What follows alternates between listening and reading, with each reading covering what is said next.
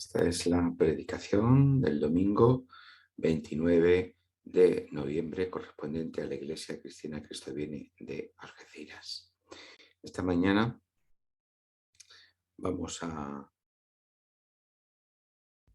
predicar sobre el pasaje del profeta Isaías, capítulo 29, versículos 1 al 14. No lo voy a leer ahora para no consumir mucho tiempo, porque después lo vamos a ir viendo. Vivimos una sociedad configurada por la inmediatez, la aceleración y la satisfacción. Las tecnologías digitales han revolucionado nuestro día a día y nos hemos adaptado a ellas sorprendentemente rápido. Ya no concebimos una vida diaria sin móvil y sin redes sociales.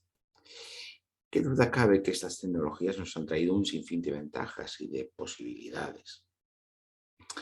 Hoy puedo comprar un libro en una pequeña librería de Nueva York o incluso en una ciudad más pequeña sin tener que viajar hasta allí, cosa que hasta hace no tanto tiempo hubiera sido impensable. La optimización, la eficiencia y el ahorro de tiempo que supone tener varias conversaciones al mismo tiempo por WhatsApp es una considerable mejoría, comparado cuando teníamos que estar haciendo muchas llamadas telefónicas para lograr el mismo resultado. Las posibilidades para comprar se han vuelto ilimitadas y ya no están restringidas a nuestro comercio local. ¿Y qué decir de los innumerables beneficios que las videoconferencias y las conexiones por Zoom y otras plataformas nos han traído para nuestra formación o para evitar el aislamiento como ocurrió durante la pandemia? Pero todo ello supone que también nos hemos acostumbrado y hemos normalizado que nuestra vida diaria gire en torno a la velocidad de lo inmediato, a la satisfacción no diferida de nuestros deseos y de nuestras necesidades. Las iglesias también se han adaptado con igual rapidez a estos cambios. Y no solo hablo de los cultos en línea o del uso de las tecnologías para llegar a muchas más personas que nunca antes, sino una espiritualidad basada igualmente en la satisfacción inmediata de nuestros deseos y de nuestras necesidades. La fe se convierte ahora en un canje por la que conseguimos que Dios satisfaga nuestros deseos o nuestras necesidades. Hasta tal punto que llega esta normalización que se considera falta de fe el no tener estas satisfacciones de forma inmediata. Parece que no hay cabida hoy para la espera y para la perseverancia. Frente a los problemas de nuestra vida diaria, pareciera que solo podemos esperar la palabra de consuelo o la palabra de salvación que acontece aquí y ahora, pero no mañana ni pasado. Todo irá bien o esto pasará pronto se convierten en mantras cuasi mágicos. En nuestra lectura de hoy nos encontramos que el profeta Jeremías está escribiendo una carta a los que han sido desterrados a Babilonia. Jerusalén sufrió una primera deportación en el año 597 a.C. A este primer grupo de desterrados, Jeremías, que aún permanece en Jerusalén, está escribiendo un mensaje de consuelo y de esperanza. En esta perspectiva de la espiritualidad de lo inmediato, a la que aludía antes, cuando leemos un pasaje como este, pronto nos fijamos en este capítulo 29, en el versículo 11, que dice: porque yo sé los pensamientos que tengo acerca de vosotros, dice el Señor, pensamientos de paz y no de mal, para daros el fin que esperáis. Qué bien nos sentimos reconfortados por un versículo como este, pero sin embargo, frecuentemente no vamos más allá de él. Pareciera que con un versículo que nos reconforte tenemos suficiente. El problema es que con ello podemos alimentar falsas expectativas que después nos llevan a grandes decepciones. ¿Qué fin esperaban los desterrados en Babilonia? El contexto mayor nos lo dice. Los desterrados esperaban que pronto volverían a Jerusalén y había profetas en Judá dispuestos a satisfacer esta demanda, en Judá y también Babilonia. Sin embargo, la palabra de Dios, recibida por Jeremías, advertía de lo contrario. En el versículo 14 del capítulo 27 se dice: no oigáis las palabras de los profetas que os hablan diciendo: no serviréis al rey de Babilonia, porque os profetizan mentira. antes de escribir esta carta, ya el profeta Jeremías había venido advirtiendo que aquellos profetas que decían que no iban a ser, que Judá no iba a servir al rey de Babilonia, estaban mintiendo. Porque eso fue precisamente lo que iba a ocurrir y lo que acabó ocurriendo, como hemos dicho, en este año 597. En el versículo 16 de este mismo capítulo 27 también encontramos lo siguiente. A los sacerdotes y a todo este pueblo hablé diciendo, así ha dicho el Señor, no escuchéis las palabras de vuestros profetas que os profetizan diciendo, los utensilios de la casa del Señor volverán de Babilonia muy pronto, porque os profetizan mentiras. Por lo tanto, ya había venido advirtiendo Jeremías que no se podía esperar una vuelta pronta de Babilonia. Esos profetas que estaban profetizando, que estaban anunciando la vuelta inmediata de Babilonia, estaban entregando un mensaje que se mostraba o que se mostró falaz, que se mostró mentiroso, creador de falsas expectativas.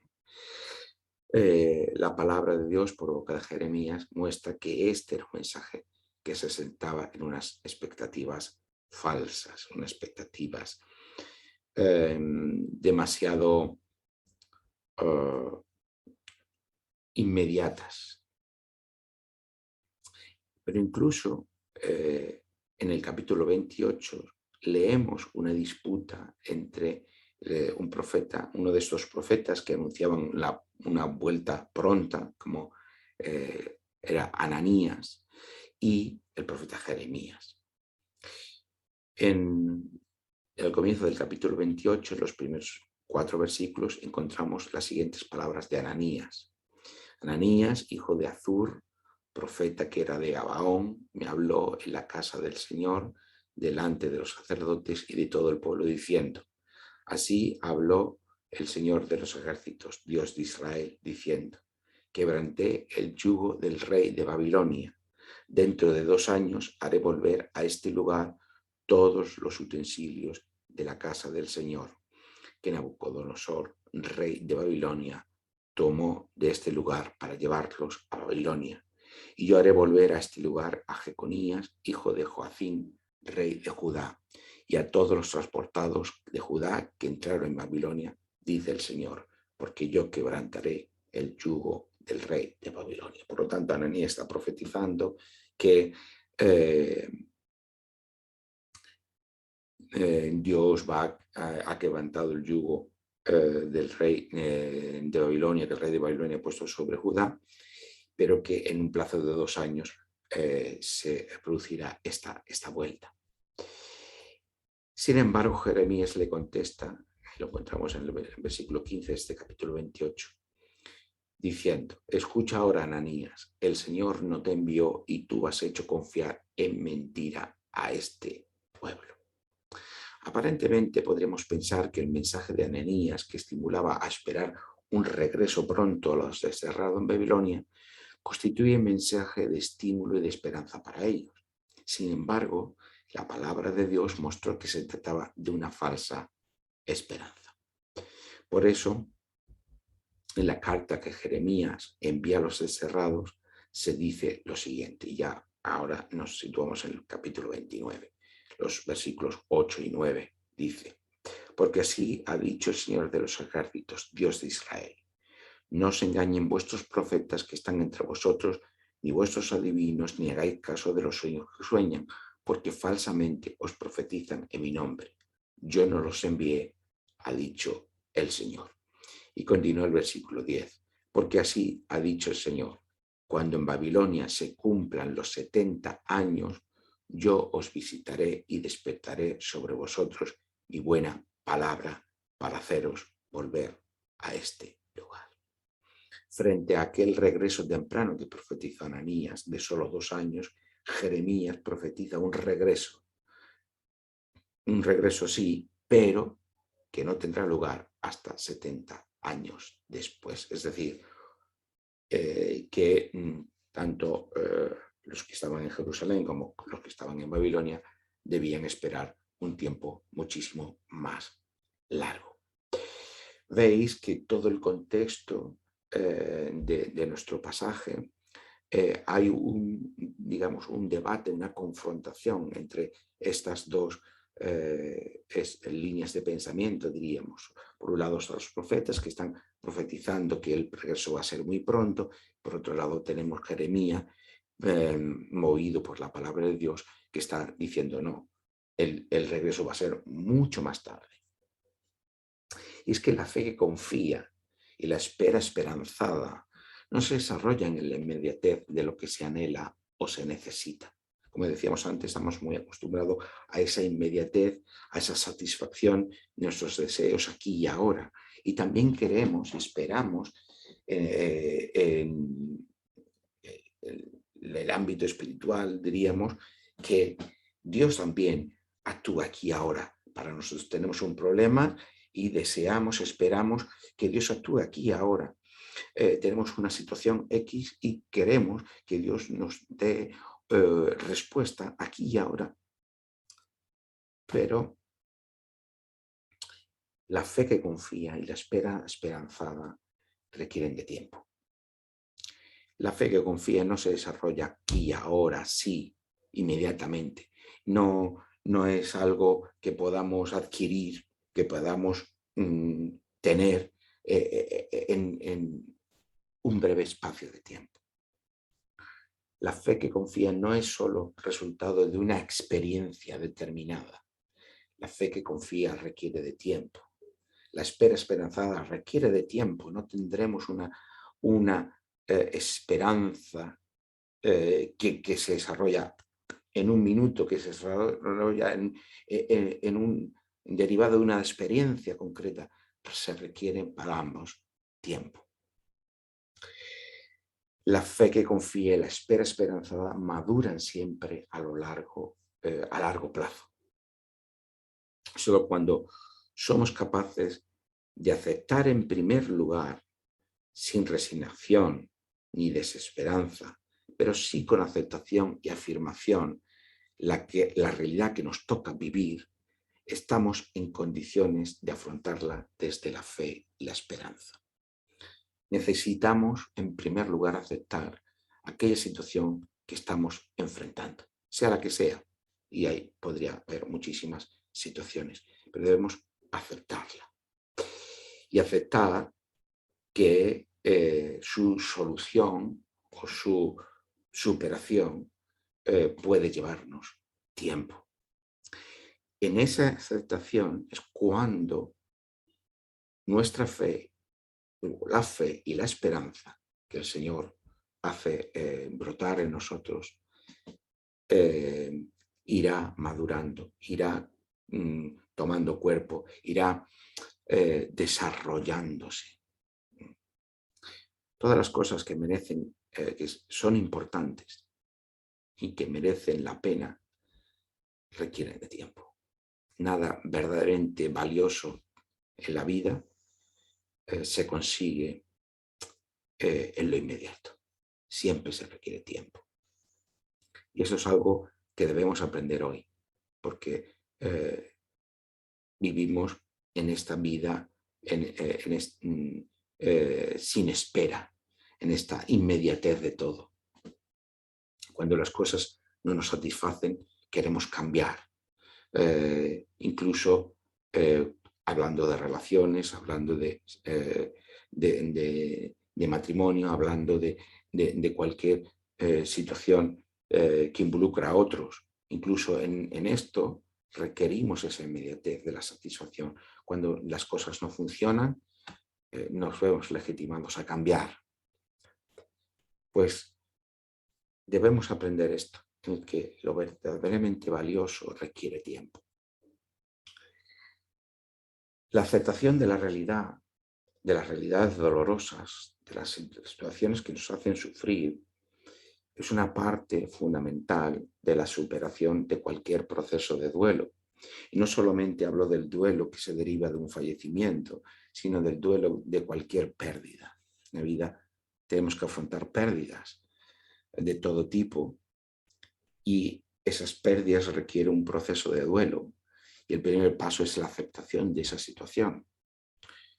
Por eso, cuando no aceptamos la situación que debemos enfrentar, el duelo se cronifica.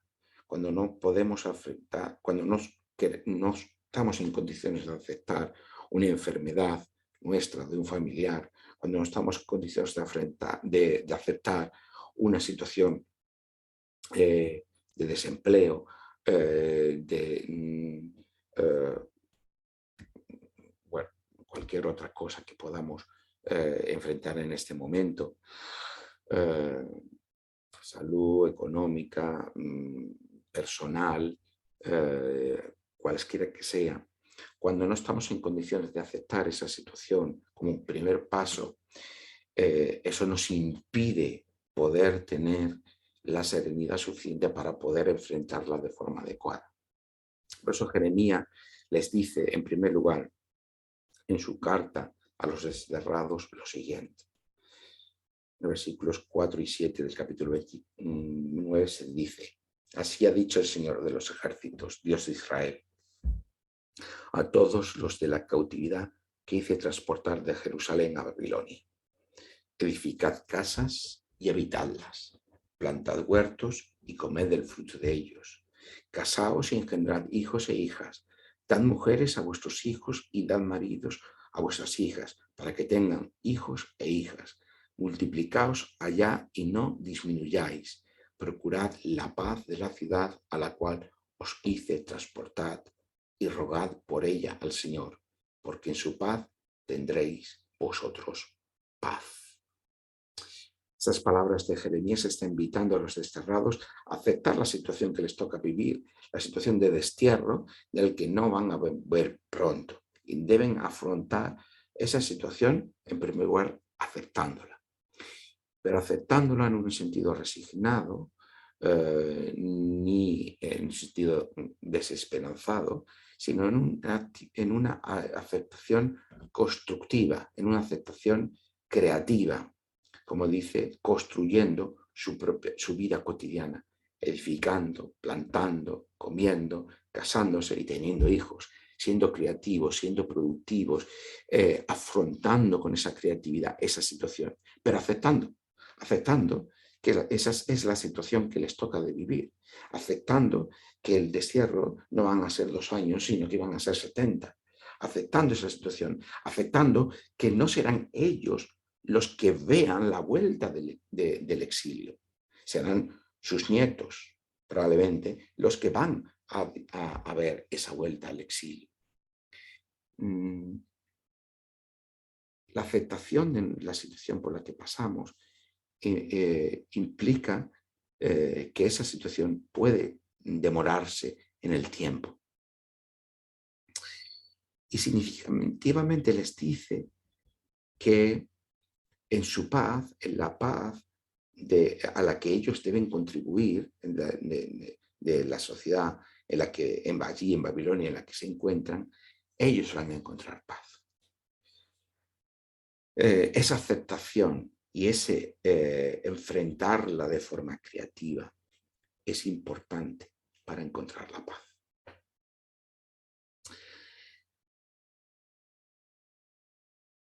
Y contribuir nosotros a la paz de los demás. Solo podían estar en paz si contribuirían a la paz de la sociedad la que vivían. Sin embargo, los desterrados, lejos de aceptar su situación, reaccionaron reactivamente contra Jeremías y enviaron una carta al sacerdote del templo de Jerusalén. La encontramos en el capítulo 29, el siguiente capítulo, los versículos 26 al 28, que dice: el Señor te ha puesto por sacerdote en lugar del sacerdote Joiada, para que te encargues en la casa del Señor de todo loco que profetice, poniéndolo en el calabozo y en el cepo. ¿Por qué, pues? no has reprendido ahora a Jeremías de Anatot, que os profetiza, porque él nos envió a decir en Babilonia, largo será el cautiverio, edificad casas y habitadla, plantad huertos y comed el fruto de ellos. No aceptaron los desterrados precisamente que esa era la situación que tendrían que afrontar, la de un destierro largo. Solo podemos tener paz en medio de las situaciones límite cuando somos capaces de aceptarlas, pero no de una manera resignada, como hemos dicho, sino de manera creativa. La aceptación es el primer paso, pero no es el único. El segundo paso es el enfrentamiento creativo, pero ese nos abre, o esos dos pasos nos abren al tercero, que es la esperanza. Ahora, y solo ahora que ya hemos recorrido todo este camino, que hemos comprendido cuál es el contexto, qué se dirimía en esa situación por la que Judá estaba pasando. Como digo, ahora y solo ahora que hemos entendido todos los matices y todas las aristas de aquella situación, es cuando el versículo 11 con el que hemos empezado ese capítulo 29 adquiere todo su sentido. Ahora podemos leer ese versículo 11 con toda su profundidad y con toda su riqueza. Cuando dice, porque yo sé los pensamientos que tengo acerca de vosotros, dice el Señor. Pensamientos de paz y no de mal, para daros el fin que esperáis. Una vez que hemos aceptado nuestra situación límite por la que estamos pasando, por la que estemos pasando, estamos en condiciones de entender que la voluntad de Dios es de paz y no de mal para nosotros. Hay una esperanza. Claro que la hay. Siempre en la perspectiva de la fe hay una esperanza. Pero, en primer lugar, debemos aceptar esa situación y debemos enfrentarla de manera creativa. Entonces será cuando el horizonte de esperanza se abrirá delante de nosotros. Terminamos leyendo el capítulo 29, los versículos 12 al 14. Entonces me invocaréis. A veces en situaciones límite no vemos a Dios lejano, porque en primer lugar nos hemos empecinado en no aceptar aquello que tenemos delante. Entonces me invocaréis, vendréis y oraréis a mí, y yo os escucharé. Me buscaréis y me hallaréis, porque me buscaréis de todo vuestro corazón. Seré hallado por vosotros, dice el Señor. Haré volver a vuestros cautivos y os reuniré de todas las naciones y de todos los lugares a donde os arrojé, dice el Señor, y os haré volver al lugar de donde os hice llevar. Debemos aceptar la situación, pero no es una resignación la que nos ayudará a seguir adelante, sino es la confianza que brota de la esperanza de las promesas del Señor. No es, hay esta situación y yo lo que quiero es, lógicamente, que esto pase cuanto antes. Pero mientras nos mantengamos ahí, no estamos en condiciones de afrontar esa situación y no estamos en condiciones de afrontar esa situación desde la esperanza que el Señor nos trae. Que tiene pensamientos de paz y no de mal, de bien y no de mal para nosotros, pero que debemos respetar y entender los tiempos. Decíamos la semana pasada que debemos leer toda nuestra vida a la luz y con las lentes de la narrativa de salvación de la Biblia. Y esta es la única manera de aportar a nuestra vida una perspectiva mayor que la de las situaciones concretas por las que tenemos que pasar. El creyente no debe estar encerrado en la inmediatez de lo que tiene que vivir aquí y ahora, sino que debe ese vivir aquí ahora, vivirlo en la perspectiva de lo que Dios está haciendo en su creación, poniendo orden en su creación. Esta es la única manera de no quedarnos atrapados por ninguna situación concreta, por ningún duelo concreto, por ninguna situación que nos haga frenar o estancar nuestra vida. Verla en el contexto mayor de lo que Dios hace en el mundo. Y eso solamente lo podremos tener cuando tengamos, vivamos, interioricemos y estemos configurados por la narrativa de la Biblia, que nos da esa perspectiva a largo plazo de lo que Dios hace. Siempre a largo plazo. ¿Veis? Que vamos pasando las páginas de la Biblia y cómo Dios es fiel, Dios es consecuente con sus promesas, pero su acción se va desarrollando a lo largo del tiempo. Sus promesas tienen un cumplimiento a largo plazo. ¿Hay acciones de salvación aquí ahora concretas? Sí, por supuesto que las hay, pero su propósito de salvación va mucho más allá de eso. Y nuestra vida debemos vivirla participando de ese largo plazo en el que se cumplen las promesas del Señor.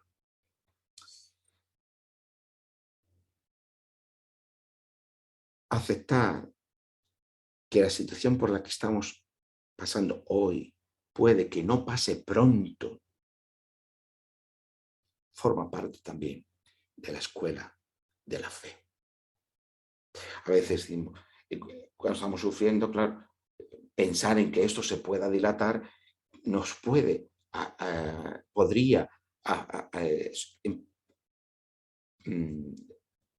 aportar más sufrimiento. Pero paradójicamente, aceptar que esa situación es la que tenemos y que la debemos afrontar desde la fe que confía y por medio de la esperanza de las promesas de Dios, nos va a capacitar para afrontar esa situación en mejores condiciones. Después de esto,